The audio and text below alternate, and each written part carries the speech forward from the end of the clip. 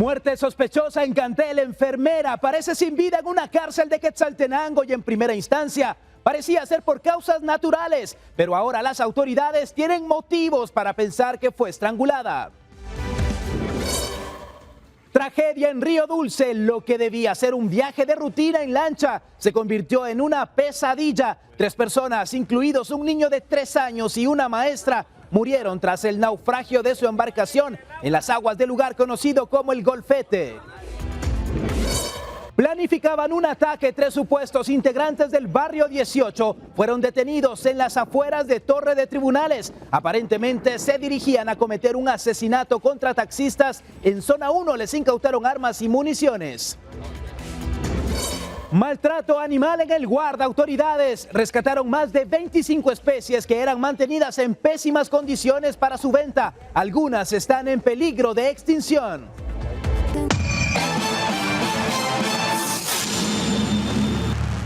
Lunes 23 de junio, muy buenas noches, bienvenidos a Impacto Directo aquí por Guatevisión. Soy Alexis Ponce, gracias por permitirnos llegar hasta su hogar para conversar de las noticias. Doy la bienvenida a los panelistas que hoy nos acompañan: Roxana Sánchez, periodista; Stephanie González, abogada; y Germán Galindo, internacionalista. Los supuestos pandilleros del barrio 18 fueron capturados en las afueras de Torre de Tribunales. Fueron identificados como Joshua Paz Cabrera, alias Shadow, y Joseph Alejandro Cardona, conocido como Jumpy. Además, un menor de 15 años apodado Sniper fue remitido a un juzgado de menores en conflicto con la ley penal. Según las investigaciones de la policía, los 3 pretendían atacar a taxistas que operan en zona 1 capitalina. En su poder fueron encontradas 2 pistolas, una con reporte de robo. También les fueron decomisadas 2 motocicletas, una de ellas tenía el número de chasis alterado. Los 2 adultos fueron puestos a disposición de un juez de turno, quien deberá resolver su situación jurídica. ¿Podría haber o no algún tipo de relación en este hecho armado que estamos platicando de zona 7 con esta captura? Le doy la bienvenida a Armando Mendoza, abogado penalista, que se suma a esta plática. Armando, vimos hace unos momentos lo de zona 7 y este otro caso que, según la información de policía, se frustra un ataque armado en zona 1. Mira, fíjate que, muy buenas noches a todos. Fíjate que sí puede estar vinculado, como recordemos también, de que toda estructura criminal tiene sus sectores. Tanto las 2 letras como los 2 números tienen sus sectores ya establecidos. Puede ser que sea de la misma estructura criminal. Y en este caso, con la vasta alarma de un ciudadano que puede decir: mire, presumimos que estamos bajo amenaza y quieren venir a hacernos algo mañana.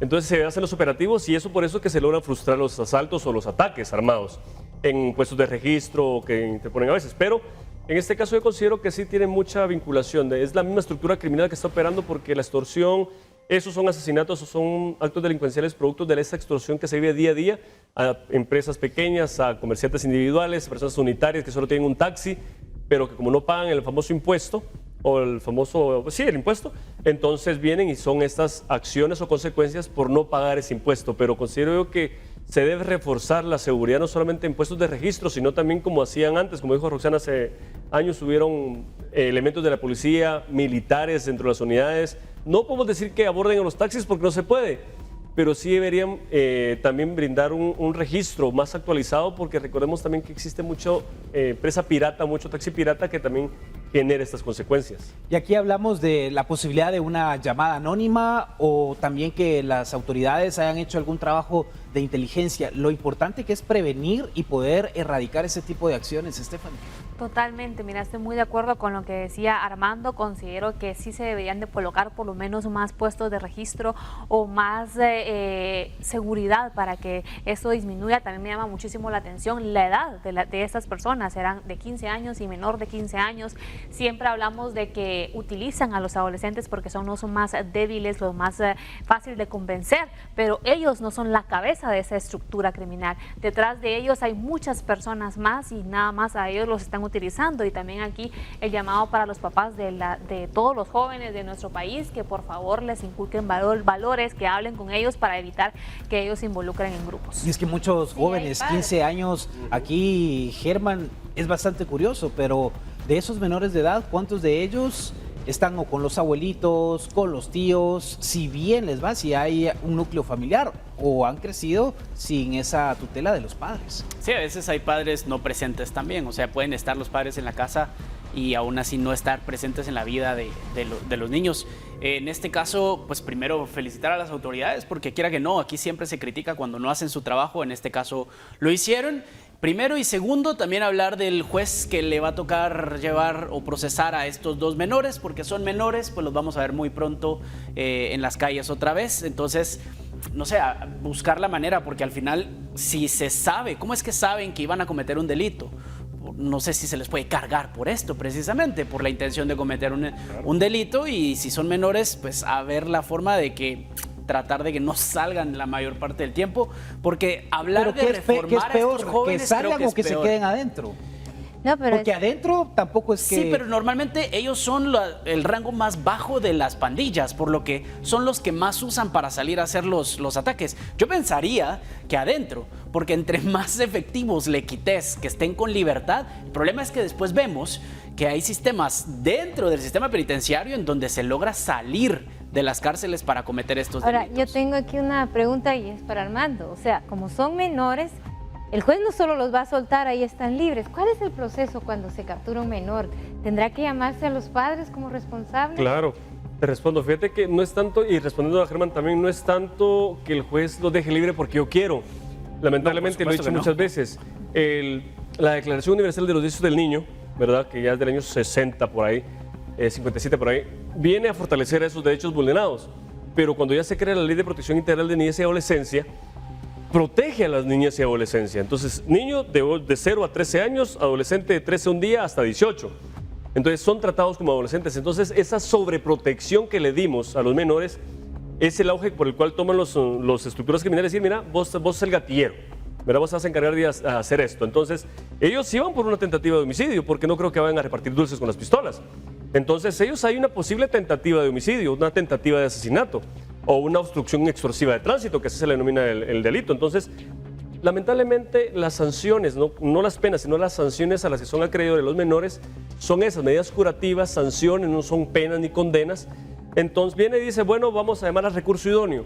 Puede ser que el papá sea un gran borracho, la mamá se dedique a la profesión más antigua del mundo, pero mientras tenga la partida de nacimiento, diga papá y mamá y están ubicables, los llaman, se los entregan bajo su responsabilidad, pero el patojo al estar fuera otra vez se va a la casa.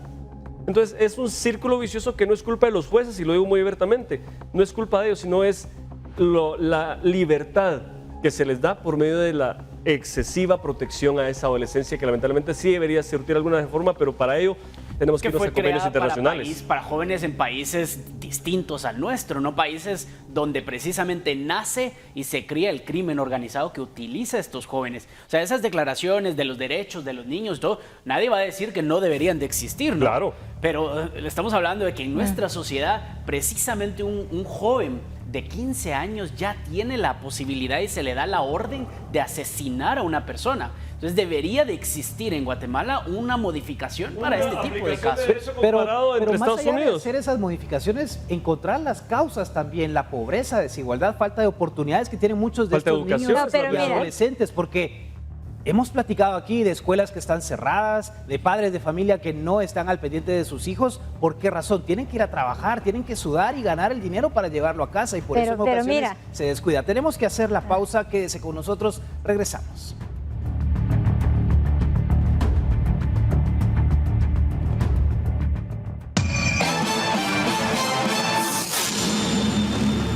Un caso bastante curioso y peculiar. Se trata de una enfermera que fue localizada sin vida en la granja penal Cantel de Quetzaltenango. Las circunstancias de su muerte son confusas hasta este momento. Sus familiares recibieron una llamada para alertarlos sobre un problema de salud. Sin embargo, el ente investigador sospecha que pudo haber sido estrangulada. A continuación, el relato.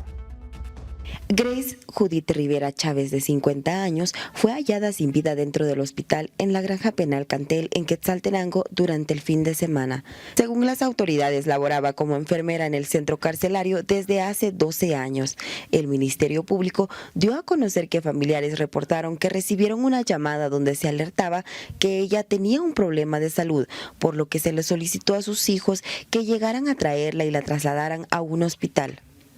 Fueron los agentes policiales quienes la localizan sin vida dentro de la cárcel y el ente investigador reporta que no se encontraron señales de violencia visibles en el cuerpo y únicamente encontraron una jeringa que fue procesada como evidencia. Pese a que no hay señales de violencia, la causa de muerte permanece como un misterio y las autoridades investigan un posible crimen, ya que de manera preliminar se ha reportado que la víctima tenía indicios de haber fallecido por estrangulamiento, lo cual deberá confirmarse por el Instituto Nacional de Ciencias Forenses, reportó Lucero Zapalú. Confusión definitivamente, Stephanie. El haber recibido esa llamada previamente genera toda esa duda alrededor, pero estos primeros datos que se conocen de el estrangulamiento cambia esa versión original. Sí, mira, sí hay un poco de confusión, pero yo sí creo que lo hicieron con una intención las personas que están dentro de esa granja penal. Yo conocí un caso hace muchos años de una enfermera que tomó la decisión de renunciar porque dijo no es nada fácil estar trabajando con estas personas que tienen ciertos traumas y que a veces las amenazan para que les ayuden a cometer ciertos delitos o a meter o a ingresar ciertas cuestiones, y ellas al momento de negarse, puede que esto haya pasado en este caso, ¿verdad? Que le hayan dicho que hiciera algo y ella no quiso, y fue ahí donde lastimosamente le quitaron la vida. Cuando hablamos, Germán, de una persona que muere en un centro de detención, en una cárcel, es bastante raro que vaya a ser por una muerte natural. Casi siempre hay mano criminal detrás. Sí, también estamos hablando de una persona de 50 años. Entonces, que muera por causas naturales, a menos de que tuviese una enfermedad y que la familia ya hubiese dicho, es que tenía una enfermedad y podía en cualquier momento pasar algo, pero en este caso es muy poco probable, aunque qué importante es el proceso de investigación, ¿no? Entonces, porque todavía no estar dando información, sino más que nada tratar de verificar lo que sí se conoce, buscar la información, porque al final la persona ya falleció, la víctima ya falleció, pero la familia sigue queriendo justicia y respuestas sobre lo sucedido. En una granja penal es muy complicado, yo creo que debería de existir algún tipo de, no sé en este caso cómo fue, pero que la enfermera estuviese separada totalmente de esto, porque puestos que no son policías, porque ya sabemos qué pasa con los policías, pero puestos que no son policíacos o que no son parte del sistema penitenciario, sino que son como enfermeras, por ejemplo, o cocineros, si es que hay, no deberían de tener ningún tipo de contacto o el más mínimo, porque de ahí pueden venir las extorsiones. O sea, ahí es donde los reos amenazan para que les puedas entrar teléfonos o que les entres cigarros o armas. Claro. Y aquí, Armando, me gustaría que nos explicaras el papel del INASIF. ¿Cómo avanza esa investigación? Porque las horas son cruciales para responder a una familia que clama justicia, pero también para que el Ministerio Público inicie la investigación. Mira, por lo que ya se ve en la noticia, sí hay indicios. Entonces, el médico forense de INASIF, atendiendo que en Guatemala no existe mucho médico en la expertise, ¿verdad? Solo los de INASIF son realmente los únicos que hay para poder determinar esas causas de muerte. En esa necropsia, si arroja el médico forense que efectivamente la muerte fue por asfixia, por estrangulamiento, porque tiene que haber algún daño en las cuerdas o algún daño en la tráquea, qué sé yo, entonces ahí se hace el dictamen, hacen el informe, lo remiten al Ministerio Público y efectivamente INASIF dice la posible causa de muerte, no pueden asegurar, pero la posible causa de muerte es asfixia por estrangulamiento. Se entiende obviamente que fue alguien que la provocó. Claro, se descarta que haya sido la muerte natural o un fallo del corazón. Entonces, ahí lo que el Ministerio Público debe hacer en este caso es, el primer sospechoso es la persona que solicitó la asistencia médica. Porque a veces solicita a fulano, pero es solo para que llegue la persona y, como dijo Stephanie, para poder cortarle la vida. Entonces, el primer sospechoso es la persona que solicitó la intervención de la enfermera, ¿verdad? Hay que verificar si la enfermera tenía su contrato vigente, muchas situaciones que se pueden dar también para poder descartar, pero en este caso el primer sospechoso es la persona que solicitó la asistencia médica. Y aquí hay que hacer una investigación profunda, Roxana. Las cárceles lamentablemente son una escuela de crimen, lugares donde ocurren este tipo de situaciones, y las enfermerías no cuentan tampoco con una garantía de resguardo para el personal médico. No, yo cuando vi esto dije, o sea, yo espero, y así aquí lo hemos dicho todos, esta muerte sea esclarecida. Pero a mí lo primero que me vino a la mente fue, ¿quién estaba con ella? ¿Estaba un preso? ¿Estaba un policía? ¿Quién estaba con ella? Porque, como dijo Armando, que tiene más expertise que yo, es el primer sospechoso. O hubo otra persona, O sea, un sinfín de cosas, pero si fue uno de los que estaba preso, supongo que no caminó solito a la cárcel, a la enfermería y luego se regresó otra vez a su lugar. Es que tiene que haber un orden. Tiene Por ejemplo, que haber un cuando orden. la persona solicita la intervención médica, exacto, hay un oficio que lo Seguir dirigen la al línea de alcaide. custodia. Sí, Claro, por ejemplo, lo dirigen al director del centro, Sí, es el alcaide, ¿verdad? exacto. Mucho por darle el nombre de director, pero es el alcaide, el que está ahí, él firma la autorización donde ya llega la enfermera, llega el privado debidamente escoltado o custodiado a la enfermería. Tiene que haber un agente de seguridad velando por la integridad física de la persona, porque no va a un sanatorio privado. Exacto, Entonces exacto. tiene que haber tanto el custodio que resguarda al condenado o al privado y a la persona que va a ingresar a hacer el tratamiento médico. Entonces tiene que haber la declaración testimonial de la persona que le dejó ingresar, quién firmó el oficio de la autorización para poder tener un chequeo médico. Puede ser que esta persona que le haya estrangulado pensó que llevaba medicinas que le podían servir como alucinógeno, droga, qué sé yo, y por eso fue que pasó esta situación. Bueno, un caso complicado, esperemos que finalmente se logre resolver. Y vamos a hablar ahora acerca de lo que se vivió este domingo 22 de junio. Una lancha que se dirigía de Livingston hacia Río Dulce, en Izabal, naufragó en el sector conocido como El Golfete. Según los bomberos voluntarios, una mujer murió durante este accidente y 2 personas fueron reportadas como desaparecidas. La embarcación transportaba 15 pasajeros y el naufragio quedó registrado en videos captados desde otras lanchas. Durante la mañana de este lunes, con apoyo de pescadores locales, los socorristas localizaron flotando en el agua los cuerpos de una mujer y un niño. Las víctimas fueron identificadas como Heidi Rivas Blanco, de 37 años, maestra de profesión, César, de 3 años, y Delmi López. En total se confirma la muerte de 3 personas por este incidente. Socorristas y lancheros indicaron que las lluvias recientes habrían arrastrado troncos y otros objetos al río y se presume que la lancha pudo haber chocado con uno de ellos antes de volcar. Una situación obviamente trágica la que se ha vivido, 3 personas fallecidas. Este niño de 3 años es una historia bastante preocupante que nos llama a la reflexión. Roxana, sabemos que muchas de las comunidades de Izabal utilizan las lanchas para trasladarse de un punto a otro, pero ahora es cuando deben de poner mayor atención. Si bien ellos conocen la zona, pero nunca está de más siempre echar un ojo a lo que está ocurriendo. Mira, yo vi el video ayer, porque esto ocurrió ayer, y míralo, ahí lo puedes ver. Otras personas en lancha, nadie lleva chaleco. Yo creo que debería ser una regla, aunque yo sea la mejor nadadora del mundo, llevar un chaleco. O sea, yo me imagino... Por lo menos si los niños. ¿Mande? O por lo menos los niños. No, O de por lo hecho, menos- de eso hecho hay una pensé. orden. Yo dije, los niños, ese niño no hubiera muerto ahogado si hubiera tenido un chaleco. O sea, y lo miro con los otros, van los otros en otra lancha y no llevan chaleco. Y eso ha de haber sido lo que ocurrió ahí. Entonces, hay una manera, si hay una regla, gracias Armando, una normativa que diga, que obligue a los lancheros a que parte de lo que ganan lo inviertan en la seguridad de sus pasajeros. Pero no se cumple, Armando. No se cumple. Dios. Aquí hablamos de Izabal, Dios. pero vas a Pana y Igual. tampoco te dan tu Mira, chaleco. esto es como parecido con la DGT, la que regula el transporte extraurbano y pesado. Está el INCUAT, en este caso tiene que verificar si la lancha es para uso de turistas o, como dijeron ustedes, que en Solá se ve mucho que es para tráfico de pasajeros, tránsito de pasajeros. Entonces, sí hay resoluciones que obligan la lancha en buenas condiciones, hay inspecciones, motores, entre otras cosas, y también la obligación de que por cada pasajero que yo tenga capacidad, tengo que tener la obligación de tener tantos chalecos como asientos tenga en la lancha. Si son 15 junto con el capitán de la lancha, tiene que haber un chaleco para esa cantidad. Entonces, no se cumple. Y el consejo sano para las personas, ya sea que transiten por necesidad, porque es el se servicio suban. de bus, digamos, por ahí, el servicio de tránsito para poder llegar a otro destino, o turistas, si el lanchero no le brinda el chaleco, que no aborde. Se suba, Y es sí. que el chaleco, y hemos visto muchas historias de la vida real, también de la ficción, de cómo un chaleco puede salvar la vida a la hora de estas situaciones, Estefan. Totalmente. Mira, otra cosa que yo veo es de que eran 15 personas. Yo no sé si la lancha tenía capacidad para 15 personas. Podemos ver en el video que van súper pegados.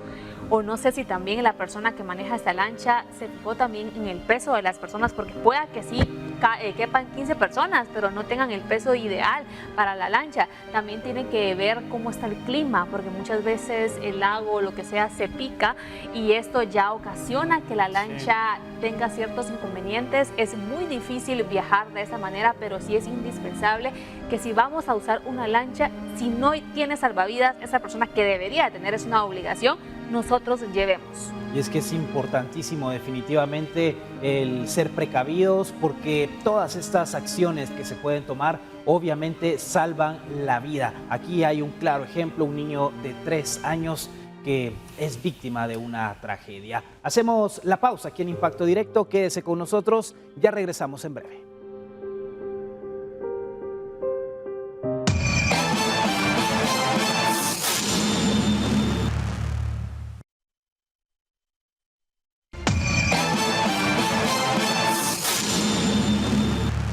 Más de 25 especies fueron rescatadas este lunes, nada más y nada menos que del mercado El Guarda. La escena digna de una denuncia por crueldad revela el rostro más crudo del tráfico ilegal de animales en Guatemala.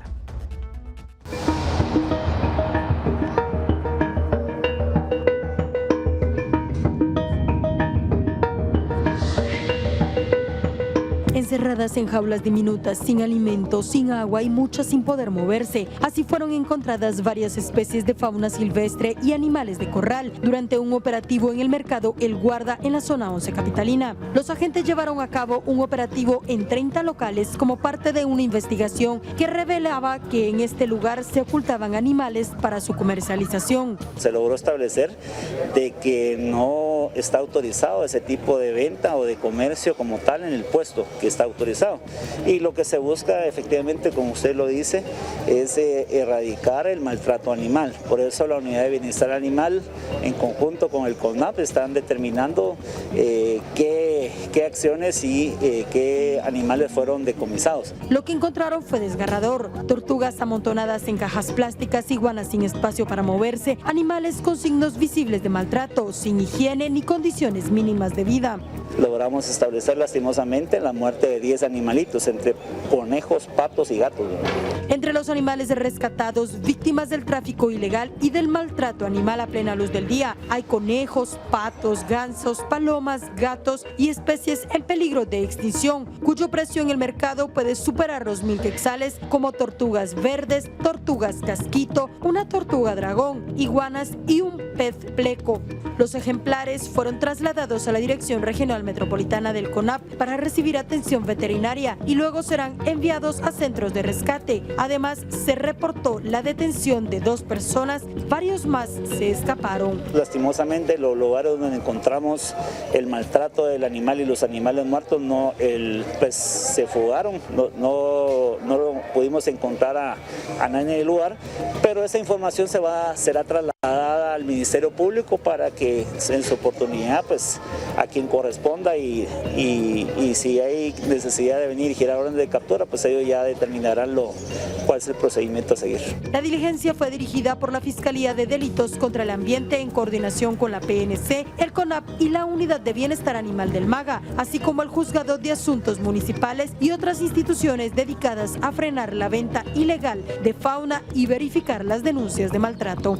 Tenemos la notificación de parte de la municipalidad también para que podamos tener el negocio, pero con adecuado sistema ahora, ¿va? Nos van a cambiar en muchas cosas, pero estamos abiertos también nosotros porque es con que nos ganamos la vida y es animal de corral, no es animal que esté, al menos a mi criterio, no está en peligro de extinción, pero vamos a llegar a un diálogo con ellos. Con imágenes de Oscar Vázquez, reportó Andrea Domínguez.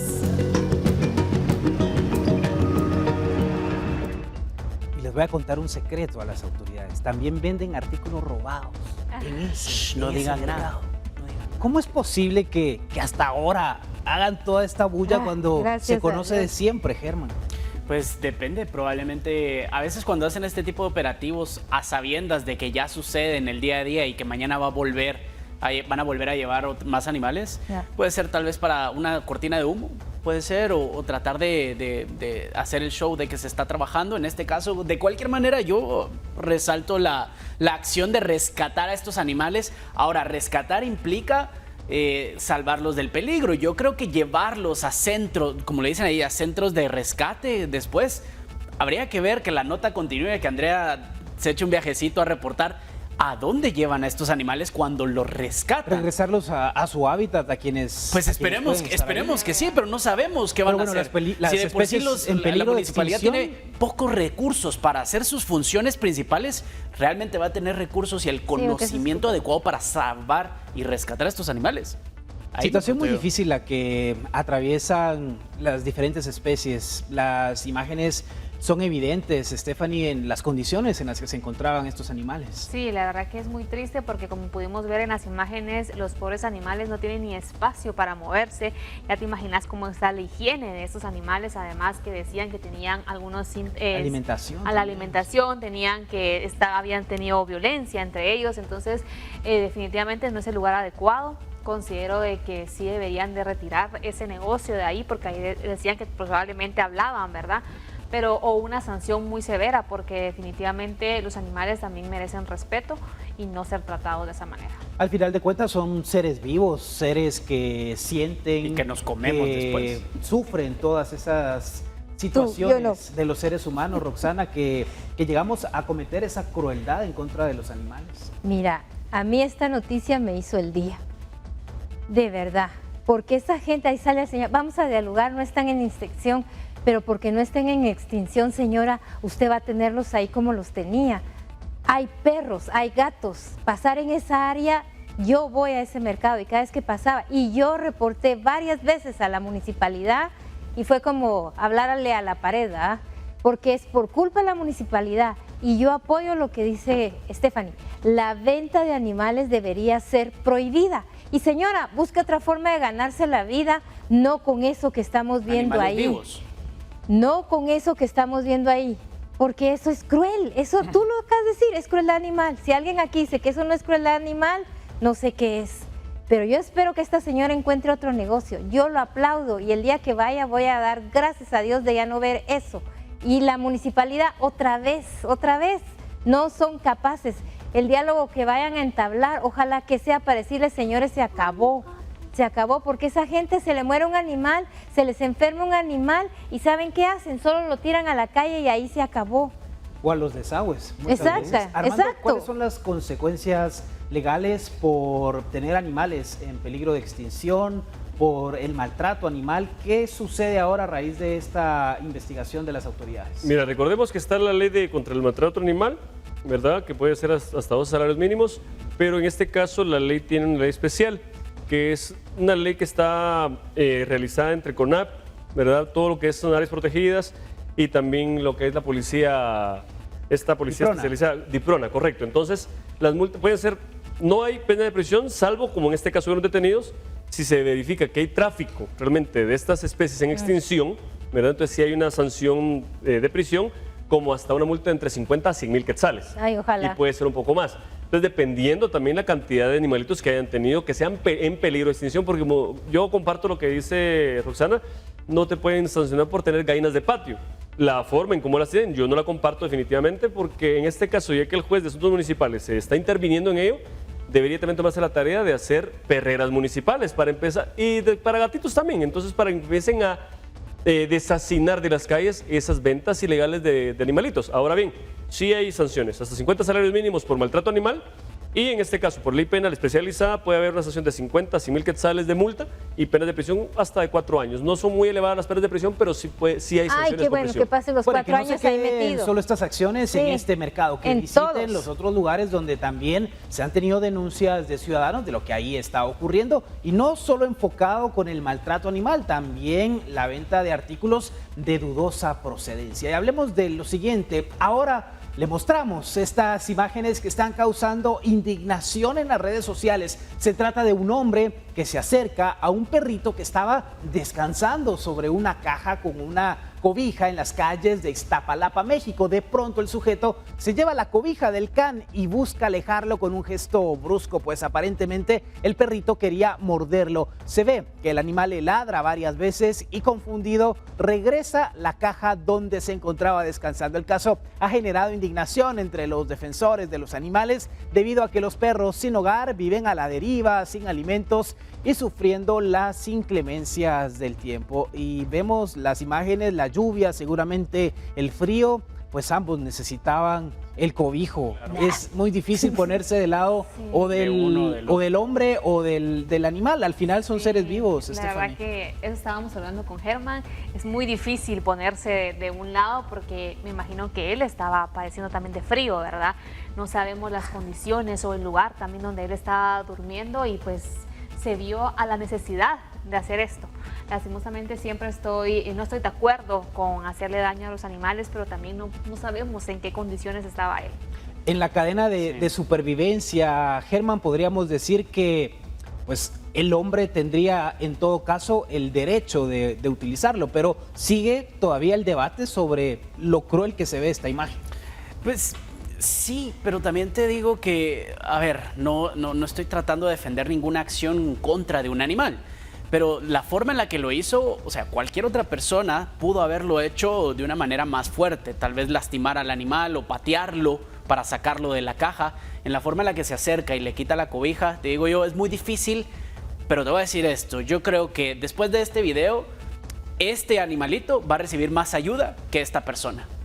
Así te lo digo, porque al final eso es lo que la gente y me voy a poner yo de ejemplo, yo me movería más por ver cómo ayudo a este animalito que por realmente encontrar a esta persona en situación de calle y ver cómo ayudarla. Y creo que debería de ser, puede sonar fuerte, pero debería de ser al revés en este caso.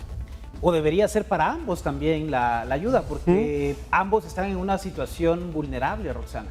Sí, mira. Pues no sabemos de quién es el perro. No sabes de quién es el perro, faltó que O investigaran tal vez eso. el perro es de él. Ay, Dios mío, no, conozco personas que cuidan a sus perros en la calle, que andan con perros en la calle, les comparten su comida y todo, yo lo he visto. Mira, yo igual me voy por el animal, ¿por qué? Porque el animal está sobreviviendo, el animal no tiene dos manos para trabajar. Sí, es cierto.